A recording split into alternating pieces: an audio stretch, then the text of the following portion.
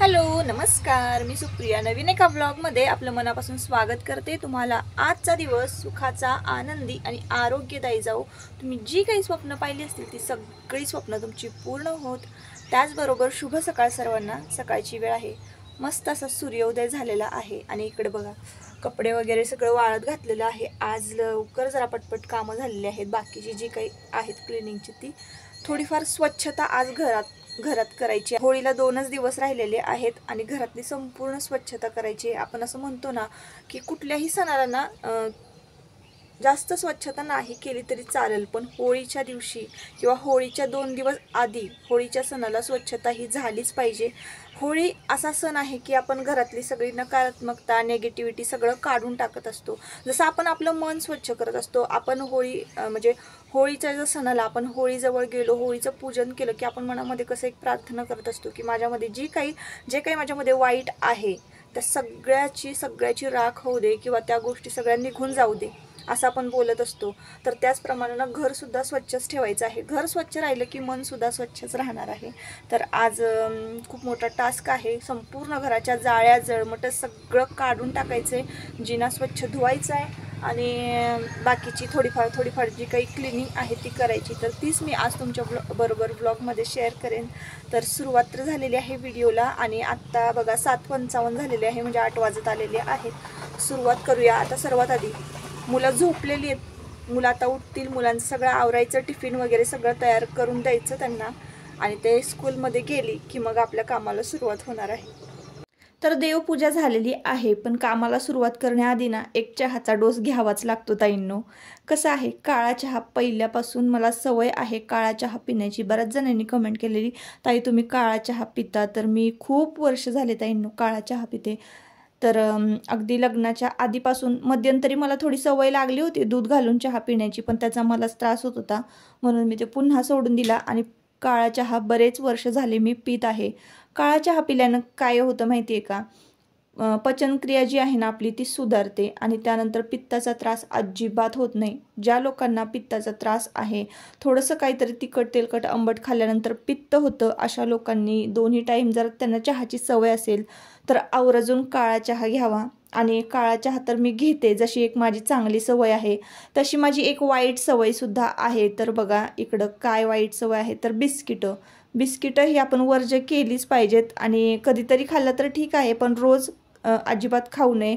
तर मला रोज बिस्किटं खाण्याची सवय आहे आणि 2 तरी बिस्किटं पाहिजे। अजिबातच नसली तर असं होतच नाही कधी घरात नसणार आहेत, कारण दादा बघा किती बिस्किटं घेऊन येतात। तर तुम्हाला मी आता दाखवते, सनफेस्ट वगैरे कुठलं आहे बघा, मोनॅको आहे, कोकोनट आहे।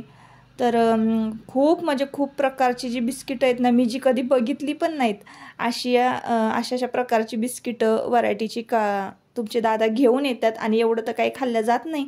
सकाळ संध्याकाळ 2-2 आम्ही फक्त खातो। मारी गोल्ड आहे, गुड डे आहे, परत त्यानंतर हा एक वेगळाच आहे बघा आणि हा परत मारी गोल्ड लाईट असं काहीतरी आहे।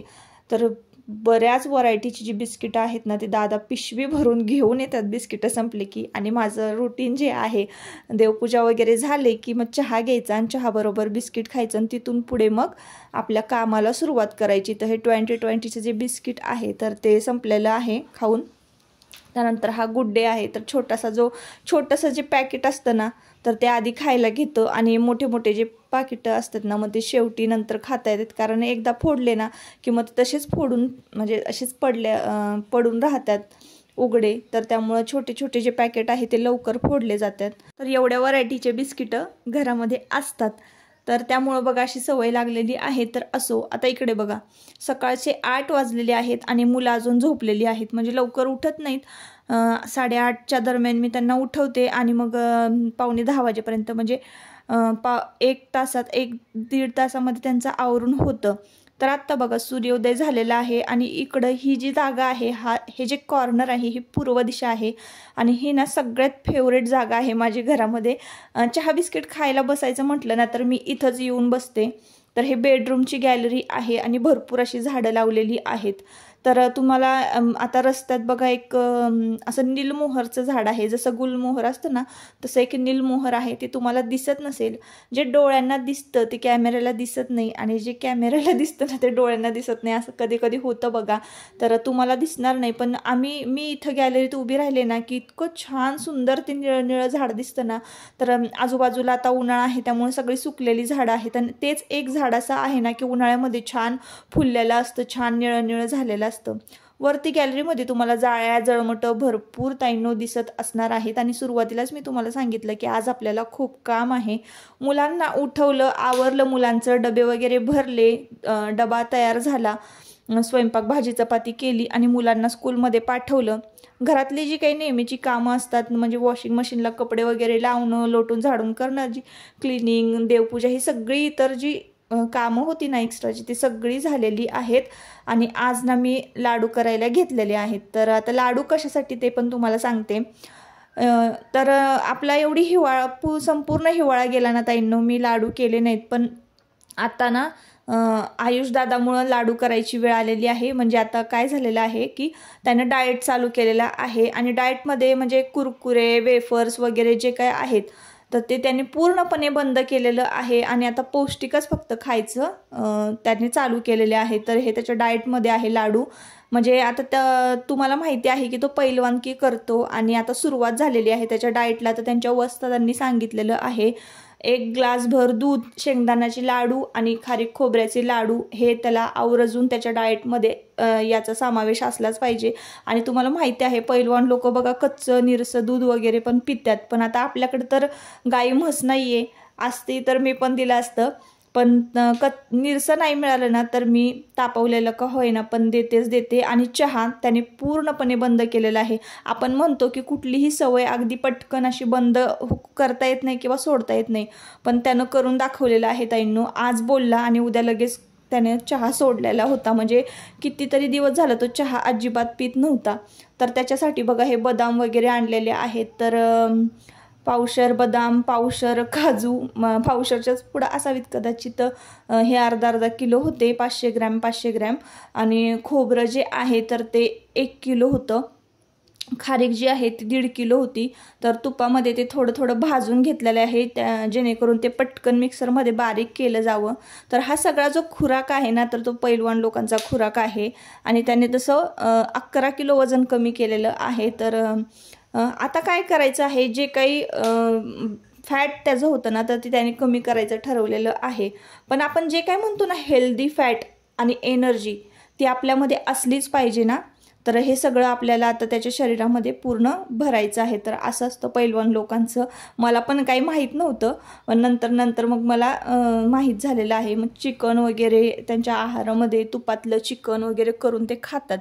तर असं सगळं आहे. म्हणून आता आपल्याला ना लाडू करायचे आहेत. तर लाडूची रेसिपी मी तुमच्याबरोबर शेअर करते. आणि मला तर हे लाडू अजिबात आवडत नाही, त्यामुळे मी हिवाळ्यामध्ये नाही केले. पण आता उन्हाळ्यामध्ये मला करायची वेळ आली बघा ताईंनो. तर आता आपण काजू बदाम तुपामध्ये भाजून घेतलेले आहेत, आणि हे आहेत अक्रोड. तर अक्रोडसुद्धा आपल्याला थोडंसं तूप घालून भाजून घ्यायचे आहे, जेणेकरून हे सगळं जे आहे ते मिक्सरमध्ये व्यवस्थित बारीक होईल. आता खोबरं तर मिक्सरमध्ये बारीक होऊ शकतं, पण खारका ज्या वाळवलेल्या आहेत त्या अजिबात मिक्सरमध्ये बारीक होणार नाही. तर त्या बाहेरच्या गिरणीवरून आपल्याला कुटून आणायच्या आहेत. अक्रोडमध्ये तुम्हाला सांगते अक्रोडचे काय फायदे आहेत. तर अक्रोडमध्ये ना हेल्दी फॅट्स असतात, विटॅमिन्स, फायबर, मिनरल्स भरपूर प्रमाणामध्ये असतं. ब्रेनसाठी अक्रोड जे आहे ते खूप हेल्दी असतं.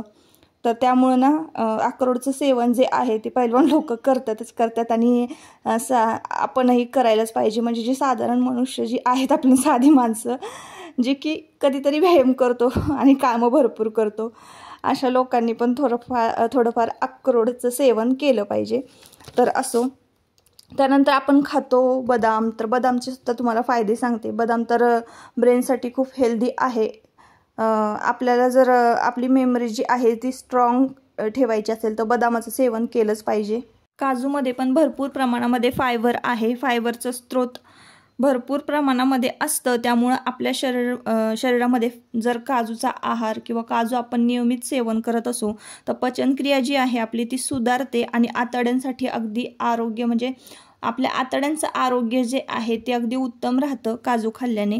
त्यानंतर खोबऱ्याचे फायदे आहेत बघा, इम्युनिटी वाढते खोबऱ्याने, वजन कमी होतं खोबऱ्याने, आणि त्यानंतर त्वचा आणि केसांसाठी ना खोबरं खूप चांगलं आहे, त्यामुळे खोबऱ्याचं सेवन पण आपण नियमितपणे केलं पाहिजे। खारीक आपण खातो तर खारकेमध्ये बघा ब्लड प्रेशर जे आहे ते कंट्रोल ठेवण्यास मदत होते खारकेचं सेवन केल्याने। पचनक्रिया जी आहे ती सुद्धा सुधारते आणि हेल्दी फॅट्स खारकेमध्ये जास्त असतात आणि एनर्जी लेवल वाढते। तर हे सगळं जे आहे घटक आपण जे काही लाडूमध्ये घालणार आहोत तर त्याचे फायदे मी तुम्हाला सांगितलेले आहे, त्यामध्ये काय काय असतं हे सुद्धा मी तुम्हाला सांगितलेलं आहे। आणि आता ना डिंक जो आहे तो तळून घेतलेला आहे। डिंकचं सांगते मी तुम्हाला, डिंकाचं सेवन जर केलं ना तर आपली हाडं जी आहेत ना ती अगदी मजबूत होतात आणि आपल्या कमरेसाठी सुद्धा डिंक जो आहे तो चांगला आहे। तर तुम्हाला मी सगळं दाखवते बघा, डिंक जो आहे तो छान फुललेला आहे, तर तुपामध्ये तळून घेतलेला आहे डिंक। काजू बदाम जे आहे तुपामध्ये भाजून घेतलेले आहेत, अक्रोड वगैरे हे सगळं, आणि हे तूप जे आहे ना आपल्याला यामध्ये घालून लाडू चांगले छान हे लाडूचं जे मिश्रण आहे ते सगळं मळून घ्यायचं आहे आणि असं अगदी पौष्टिक आणि अगदी सात्विक असा आहार मुलांना द्यायचा आहे। तर त्याने जर मनावर घेतलेलं आहे सगळं सोडायचं, तर म्हणूनच मी हे सुद्धा म्हणजे सगळं करायची लगबग केलेली आहे। नाहीतर मग त्याने जर वेफर्स, कुरकुरे, वडापाव हे सगळं चालू ठेवलं असतं ना, एवढं सगळं मी ताईंनो खरंच केलंच नसतं त्याच्यासाठी। तर आता बघा इकडे मी खोबऱ्याचं सगळं जे बारीक खिसलेलं खोबरं जे आहे ते भाजून घेतलेलं होतं। भाजून मी यासाठी घेतलेलं आहे की आता सध्या बघा उन्हाळ्याचे दिवस चालू आहे आणि जास्त दिवस जर लाडू राहिला तर बुरशी वगैरे येण्याची शक्यता असते, म्हणून खोबरं जे आहे ते मी भाजून घेतलेलं आहे आणि त्यामध्ये थोडंसं बदाम, थोडेसे काजू हे सगळं घालून आहे ना, तूपसुद्धा माझ्या हाताला भरपूर लागत होतं, तर हे सगळं घालून आपल्याला मिक्सरमध्ये हे सगळं जे वाटण आहे ते वाटून घ्यायचं आहे आणि त्याचे मग आपल्याला लाडू तयार करायचे आहे।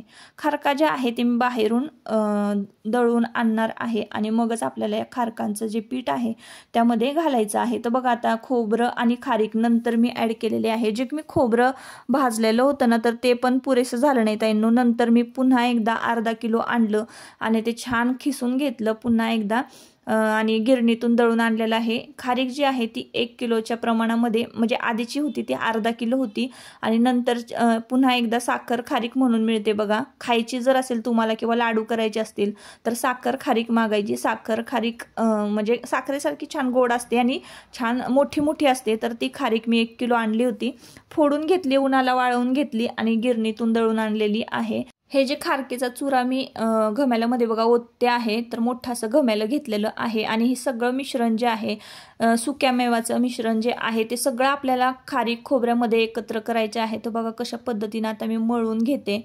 तर हे मिश्रण जे आहे छान एकत्र मिक्स करायचं आहे, अगदी एकजीव करायचं आहे, नाहीतर काय होईल ना व्यवस्थित मिक्स नाही ना केलं की मग ते जे काही सुकामेवा जो आहे म्हणजे खारीक खोबऱ्याचा आपण जो काही काजू बदामाचा अक्रोडचा जो काही आपण लगदा केलेला आहे मिक्सरला, तर तो कुठेतरी एका बाजूला राहील। म्हणून हे मिश्रण जे आहे आपल्याला संपूर्ण एकजीव करून घ्यायचं आहे आणि छान मळून घ्यायचं आहे। तर आता बघा हे जे तूप आहे आपण बघा डिंक तळलेलं, तर ते डिंक तळलेलं तूप थोडंसं राहिलं होतं ते सुद्धा मी लाडूमध्ये घेतलेलं आहे आणि ते आपल्याला छान एकजीव करून मिक्स करायचं आहे। तर आपल्याला हे सगळे जे लाडू आहेत ना तूप घालूनच आपल्याला हे वळायचे असतात। तर तूप तर जास्त प्रमाणामध्ये पैलवान लोक खातात, तुम्हाला माहिती आहे असेलही। तर तूप हे हाडांसाठी चांगलं आहे, आपले जे हाडं आहेत तर त्याच्यासाठी ते चांगलं आहे। आपल्या हाडांचं जे जॉईंट जे आहेत त्यांचं लंघन चांगलं होण्यासाठी तूप खरंच गरजेचं आहे, आपण सुद्धा तूप खाल्लंच पाहिजे। तर असो, तर बघा आता छान मिक्स करून घेते, मळून घेते आणि त्याचा मी लाडू बांधून घेणार आहे। तर ताईंनो आता सध्या कामाचा इतका लोड आहे ना, माझा एक हात जो आहे उजवा हात, तर त्याच्या हातातल्या ज्या नसा आहेत त्या भरपूर म्हणजे इतक्या दुखतायत ना, इतक्या पेन करतायत, तर मी हे जे लाडूचं मिश्रण आहे ना ते फक्त मळून घेणार आहे आणि तसंच झाकून ठेवून देणार आहे। एक लाडू फक्त मी तुम्हाला बांधून दाखवणार आहे, नाहीतर मग माझा जेव्हा कधी हात दुखायचं राहील तेव्हा मग मी हे लाडू वळायला घेणार आहे। तर असो, आता बघा एक मनातली गोष्ट जी आहे ना ती सांगायची राहिलेली आहे। तर काल बघा मी व्हिडिओ अपलोड केला नाही, तर तुम्ही व्हिडिओला खूप छान प्रतिसाद देता आणि माझ्या व्हिडिओची वाट बघत असता। मला खूप असं वाटतं की व्हिडिओ अपलोड करावे लवकरात लवकर, पण माझ्याकडून एडिटिंग करणं म्हणजे होतच नाही एडिटिंग करायला. कामं जी आहेत ना घरातली ताईंनो, ती माझी कामं संपतच नाहीत. एक काम झालं की दुसरं काम, दुसरं काम झालं की तिसरं काम, असं चालूच असतं. आणि मग त्यामुळं ना मला एडिटिंग करायला असा वेळ मिळत नाही. आणि मी वेळ तरी कसा काढणार, दुपारची सुद्धा माझी काही ना काहीतरी कामं चालू असतात ताईंनो. लवकर उठते, तुम्हाला तर माहिती आहे. 5 वाजता जर जाग आली तर 5 वाजल्यापासून जी सुरुवात होते, तर ते कंटिन्यू एक काम झालं की दुसरं काम, असं कंटिन्यू माझं चालूच असतं. आणि कुठंतरी 5-10 मिनटं बसायला वेळ मिळतो आणि मग 5-10 मिनटात काही एडिटिंगचं काम होत नाही. तर बरेचशा यूट्यूबर ताई ज्या आहेत ना, ते आपले व्हिडिओ बघतात. तर त्यांना मला एक प्रश्न विचारायचा होता की तुम्हाला एडिटिंगला किती वेळ लागतो, मला नक्की कमेंट करून सांगा. कारण दुपारचा ना 2 ते 3 तास जर मी काढले ना एडिटिंगसाठी, तर मग एडिटिंगला बसले की इतकी झोप येते ना मला ताईंनो, तर व्हिडिओ एडिट करूनच होत नाही, असा प्रॉब्लेम आहे. आणि तुम्हाला व्हिडिओ बघायला तर आवडतात. तर बघा इकडे माझं भांड्यांचा ढीग पडलेला आहे. लाडू पण किती छान गरगरीत असा बांधून झालेला आहे. तर पटकन बांधला गेला लाडू. म्हणजे आपलं जे मिश्रण आहे खारीक खोबऱ्याच्या लाडूचं, तर ते एकदम परफेक्ट आणि एकदम छान झालेलं आहे. आता वेळ मिळेल नाही, माझा हात जेव्हा दुखायचा राहील ना, तेव्हाच मी हे सगळे लाडू जे आहेत ते वळून घेणार आहे. आता संध्याकाळची वेळ झालेली आहे ताईंनो, आणि इथे मी कॉफी केलेली आहे. तर कसं होतं ना, काम करून करून बराचसा थकवा येतो, आणि थकवा जाण्यासाठी ना कुठेतरी चहा आणि कॉफीची मदत घेता येते. तर कॉफी मी केलेली आहे. मी जरा वेगळ्या पद्धतीनं कॉफी करते. तुम्ही कशा कॉफी करता मला नक्की कमेंट करून सांगा. तर मी काय करते, एक कॉफीचं पाऊच जे आहे ते एका कपमध्ये ओतते. म्हणजे आता हे 3 कप आहेत, तर 3 पाऊच ओतलेले आहेत. आणि एक चमचा साखर मी एका कपामध्ये घातलेली आहे. आणि थोडंसं दूध जे आहे उकळलेलं ना, ते वरून ओतत असते आणि मिक्स करून देत असते. तर अशा पद्धतीने मी एकदम शॉर्टकटमध्ये भांडी वगैरे पातेलं खरकटं न करता कॉफी करते. तर ही पद्धत जी आहे ती मला जरा सोपी वाटते आणि बरी वाटते. तर संध्याकाळची वेळ झालेली आहे. किचन कट्टा आणि भांडी वगैरे जी मगाशी होती ती सगळी घासून किचन कट्टा वगैरे सगळं आवरून ठेवलेला आहे. आणि आता परत पुन्हा एकदा ना संध्याकाळच्या कामांना सुरुवात करायची आहे. तर संध्याकाळी आणि सकाळ थोडाफार असा ब्रेक मिळाला ना कामामध्ये की जरा बरं वाटतं. आणि ब्रेक टाईम हाच असतो ताईंनो, जेव्हा आपल्या हातामध्ये चहाचा किंवा कॉफीचा कप असेल ना, तोच माझ्यासाठी तर ब्रेक टाईम आहे. इकडे बघा, इकडे मला चमच्याभर कॉफी द्यायचं चालले. तर माझ्यासाठी मी केलेली असताना त्यांची कशाला कॉफी पिऊ. तर असं झालं. ते कॉफी वगैरे पिऊन झाल्यानंतर संपूर्ण घरातला जो केर कचरा आहे तर तो झाडून काढला. आपलं घर जे ना रस्त्याच्या कडेला असल्यामुळं ना भरपूर ताईंनो धूळ येते. आणि मग आता बघा मला जाळ्या जळमटं काढायचे आहेत, तरीसुद्धा मी संपूर्ण घर जे आहे त्या आधी लोटून घेतलं. तर नाही तर जाळ्या जळमटं काढूनच मग घर जर लोटलं असतं ना तर बरं झालं असतं. पण एवढा सगळा कचरा घरामध्ये असताना, खाली पायाला कचकच लागत असताना आपण वर कसं काम करत राहायचं, म्हणून मी आधी संपूर्ण घर जे आहे ते स्वच्छ लोटून घेतलं होतं आणि पुसून घेतलेलं होतं. तर ताईंनो, नक्कीच मी तुम्हाला प्रॉमिस करते की लवकरात लवकर तुमच्याबरोबर मी माझे डेली रुटीनचे व्हिडिओ जे आहे ते शेअर करत जाईन. मी वेगळं असं काहीच शेअर करत नाही किंवा वेगळं असं काहीच माझ्याकडं म्हणजे दाखवण्यासारखं नसतं तुम्हाला. माझं जे काम आहे, माझे जे रुटीन व्लॉग आहेत तेच मी तुमच्याबरोबर शेअर करते. तरीसुद्धा तुम्हाला ते आवडते. चांगल्या कमेंट पण येतात आणि तुमच्या कमेंट वाचून मला खरंच खूप भारी वाटतं. 1-2 ज्या ताई आहेत तर त्यांची तर कमेंट खरंच खूप खूप छान असते. तर ज्योतिताईंची तर रोज कमेंट असते. उर्मिला ताई ज्या आहेत तर त्यासुद्धा आपल्याला गुजरातवरून बघतात ना, त्यासुद्धा कमेंट करतात. त्यांच्या कमेंट तर खरंच खूप खूप छान असतात. तर लवकरच आपले 5000 सबस्क्रायबर जे आहेत ते पूर्ण होतील. आणि मी एक शेड्यूल जे आहे ते माझं मी तयार करून घेणार आहे की सकाळी उठल्यानंतर माझा थोडासा जो वेळ आहे तो मी यूट्यूबसाठी काढणार आहे ताईंनो. यूट्यूबला थोडंसं सिरियस घेणार आहे. तर माझं कसं असतं, थोडासा वेळ मिळाला सगळ्या कामातून, घरातल्या जबाबदारीमधून थोडासा जर वेळ मिळाला तर तो थोडा वेळ जो राहिलेला आहे माझ्यासाठीचा तर तो मी यूट्यूबला देते. पण लवकरात लवकर ना मी एक मस्त असं शेड्यूल तयार करणार आहे. आणि त्याचप्रमाणे माझं यूट्यूबचं आणि घरातलं काम मॅनेज करण्याचा प्रयत्न करणार आहे. तर आता बघा स्वयंपाक पाणी सगळं झालेलं होतं. आणि म्हणजे केर कचरा वगैरे सगळं काढलं होतं आणि स्वयंपाकही माझा झालेला होता. तर ही जी वेळ आहे ना, तर बघा 7:45च्या दरम्यानचं आसपासचं हे टायमिंग असावं. तर संपूर्ण घरातल्या जाळे जळमटे ना मी काढायला घेतलेली होती ताईंनो. तर थोडाफार वेळ होता, तर कशाला तो वेळ तरी वेस्ट करा. आणि लवकरात लवकर आता होळी तर 2 दिवसावर आलेली आहे आणि घरातली तर स्वच्छता व्हायलाच पाहिजे. मग ते दिवस असो किंवा रात्र असो, कामाला वेळ नसते. काम पुढे आहे ते केलंच पाहिजे असं असतं माझं. तर सगळ्या घरातल्या ज्या जाळ्या जळमट जी होती ना, खूप झालेली होती, ती काढून घेतलेली आहे. ट्रिपला गेल्यामुळे हे सगळा गोंधळ झालेला आहे ताईंनो. नाही तर तुम्ही मागचे माझे जर व्हिडिओ पाहिलेत ना, तर माझं उन्हाळी काम आहे ना बघा होळीच्या आधीच पूर्ण झालेलं असतं आणि होळीनंतर बघा आमच्या शेतातली जी ज्वारी वगैरे आहे तर ती काढायला येते. तर असा सगळा गोंधळ असतो ना, तर मग कामाचा खरंच गोंधळ होऊन जातो. तर असो, आता बघा इकडे मी सोफा क्लीन करायला घेतलेला आहे आणि या व्हॅक्यूम क्लीनरची बऱ्याच जणांनी मला लिंकसुद्धा मागितलेली आहे, तर मी देईन नक्की. पण तो वापरते कसा, खरंच खूप छान आहे.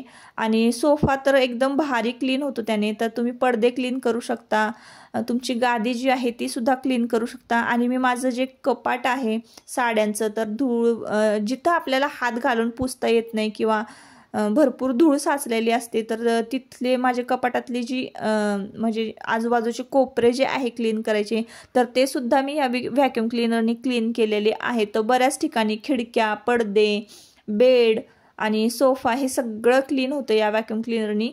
एकदाच पैसे घालवायचे आणि दणदणीत अशी वस्तू होऊन जाते ताईंनो. बऱ्याच जणांनी मला विचारलं होतं कसं काम करतं, तर ताईंनो खरंच चांगलं काम करतं आणि भरपूर घाण त्यामध्ये निघते. तर असं जिथे आपला हात पोचत नाही, स्वच्छ करता येत नाही, तिथे सुद्धा हे व्हॅक्यूम क्लीनरचे टूल्स जे आहेत पुढचे मला मिळालेले, तर ते जातात आणि सगळं काम जे आहे माझं अगदी सोपं होतं, क्लीन होतं.